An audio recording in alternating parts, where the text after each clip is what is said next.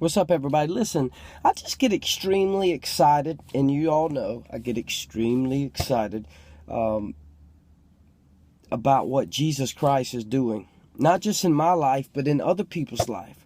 And it's so encouraging to see people on fire for God. But I want to speak to a particular person. I want to speak to the drug dealer. I want to speak to the drug addict. I want to speak to the prostitute. I want to speak to the people who didn't have a father. People who have been raised by this world, shaped by this world, don't really have anybody. Because listen, let me tell you something.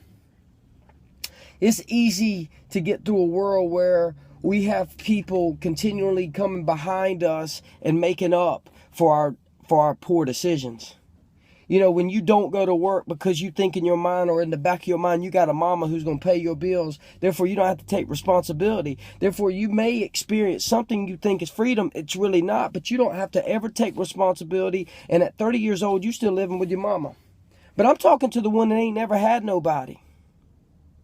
I'm talking about the one that don't have that person to call and say, look, my phone is about to run out of minutes. I need somebody to put some minutes on it. But there's many people in this world that are not taking responsibility for their life, but that have people that they know will step in and rob them of that responsibility. But yet the same people that are doing that for them are complaining about why they're so lazy and why they're not doing anything. And I'm going to tell you something. For the one that don't have nobody, the one that never had a mama, the one that never had a daddy, the one that was raised in the streets, the one that has to always fend for themselves, and you have found yourself having to do that through selling drugs. And in your mind, the only way you can take care of your kids is by hustling and by grinding and by getting at how you live and stealing and having to do this and that. I'm here to tell you today that God has a greater plan for your life, and that He doesn't expect you to have to sell drugs to feed your family, that He will provide for your family if you will make and take your efforts and lay them down. Listen, the biggest way that I found, listen, I'm talking to you. I want you to hear me. Being a man. We've got to talk about being a man. We got to talk about what it looks like to be a man. What does it look like, Bradley, to be a man? I'm a man. I sell drugs and I get my own and I make my money and I take care of my kids. That's being a man. Let me tell you something. That ain't being a man. That's a boy. Boys run the streets. Listen, being a man, what it really is to be a man is when somebody can get to the end of their self and say, I'm laying down my efforts. Right now, I'm laying down my efforts and my ability to provide for myself. And I'm going to say, you know what, God, I need your help. Because I can't do this on my own. Because this lifestyle that I'm living ends in a dead end. I know for a fact that selling drugs eventually is going to end me in prison or dead. And the truth is, if I love my kids, like I say I love my kids, then I've got to stop doing what's going to end me up dead or in prison. Because at that point, I won't be able to provide for them. And so I'm crying out to you that maybe God will use this video to change your mind that the life you're living is a dead-end road.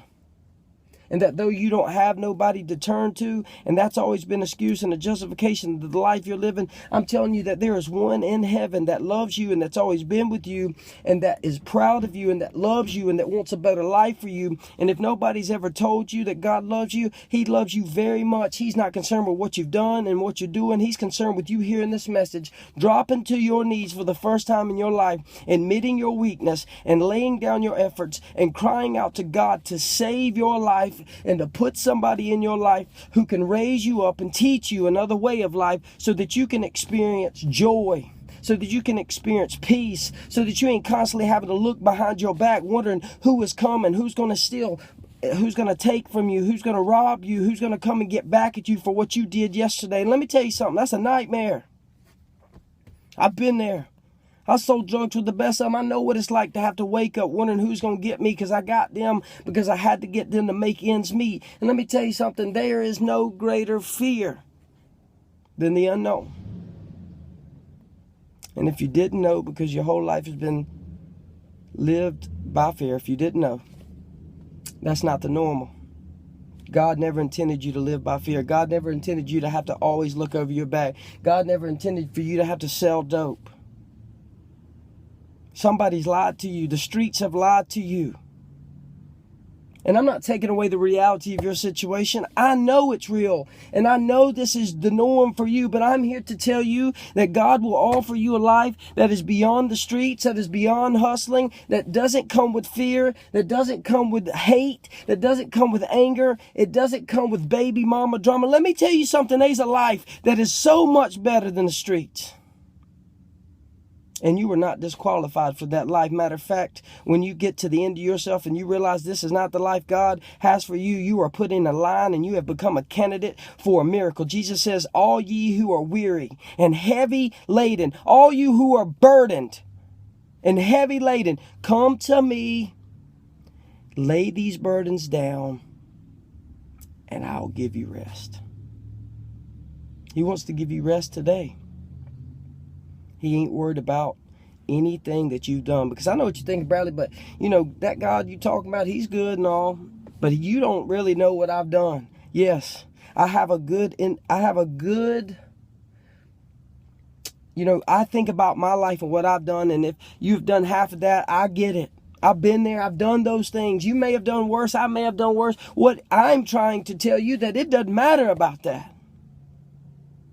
It doesn't matter about that. God's not worried about what you've done. He's not willing to hang over your head the wrongs you've done. Matter of fact, God is identified with love. And if you read in 2 Corinthians 13, love says that it keeps no record of wrongdoings. So yet God's speaking to you right now, and you are dead in sin, and you are unlovable, and based on the way you're living, you are unapproachable. But yet God is still ministering to you because he's not worried about what you've done. He's worried about you knowing that he loves you, period. He don't want to condemn you. He just is crying out to you, tapping you on the shoulder, saying, hey, you don't have to do this. And you can stop at any minute and get off the elevator. And you can walk with me. And I will blow your mind. I just felt led to say this. I felt like somebody needed to hear this. I feel like somebody needs to know that there is a life beyond the streets. There is a life beyond the streets. Let me tell you something. There is hope for you, you know. You can do what you used to want to do as a baby. Where's that dream that God instilled in you before the world shaped you, and before you got this, you know, this urgency to chase money and to have good things? Where's that dream God put in you as a child? Listen, because it's still there and you can still reach it, but you're going to need his help to do it. Why don't you cry out to him today? Why don't you take the time to hit your knees and ask God to put some people in your life? Maybe church tomorrow night. Maybe that's where you need to be. Maybe you need to walk up in there with your bandana on, or with your pants sagging. I don't care how you come. You come to my church in Anderson, you come the way you are, because I promise you, God will meet you there. And if you got a sincere heart and you cry out to him, you'll leave differently. You will leave differently. Listen, people that God came for is people like you. He didn't come for the ones who had it all together. He didn't come for the ones that had a lot of money. He come for the people that were spiritually bankrupt, who were doing the things you were doing, and yet they got to the end of themselves and they cried out to God, and they didn't want to die, and they didn't want to live that way, and they were tired of hurting people, and they just said, God, help me. I promise you, if that's you today and you ask for his help, he will send it. And when he sends that help, if you're obedient to what he shares with you through that person, and you begin to do what he would have you do, he's going to blow your mind. He's going to blow your mind. I pray this blessed you today. I pray that it brought some hope up in your life, that your situation don't have the final say, that though your circumstances say one thing, God's saying another thing, and he's right now pleading on your behalf to pull you out of that life. To pull you out of that life so that he can use you as a way to go back in there one day and reach the other people that are just like you. I pray you have a wonderful day. And I pray that you take this and chew on it. And don't let it go to waste. Chew on it, swallow it, and digest it. And let the Lord continue to work in you and work through you. Come on. Hey, listen. God loves you. I pray that you heard that message, that he loves you. And he has more for you.